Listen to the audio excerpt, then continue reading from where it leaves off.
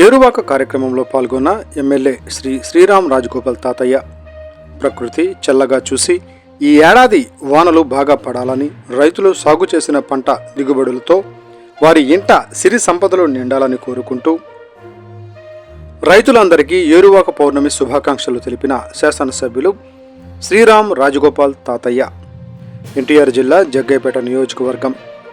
ఏరువాక పౌర్ణమి సందర్భంగా జగ్గయ్యపేట మండలం తక్కిళ్లపాడు గ్రామంలో నిర్వహించిన ఏరువాక పౌర్ణమి కార్యక్రమంలో శాసనసభ్యులు శ్రీరామ్ రాజగోపాల్ తాతయ్య పాల్గొని పూజలు నిర్వహించి వృషభాలకు అలంకరణ పూజ నిర్వహించే దున్నకం మొదలుపెట్టారు.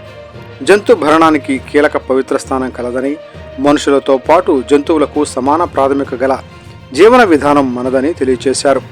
నీటి ఎద్దడి పశుగణానికి ఇబ్బంది కలగకుండా పశువుల నీటి తొట్టి నిర్మాణాలు ఉపాధి హామీ పథకం తరపున చేపట్టడం జరిగింది. పశువుల నీటి తొట్టిలను ప్రారంభిస్తూ ఇంకా అవసరమైన చోట చేపట్టాలని సూచించారు. చెత్త నుండి సంపద కేంద్రాన్ని సందర్శించి ఆవరణలో మొక్కలు నాటి మొక్కల యొక్క ప్రాధాన్యతను చాటి చెప్పారు.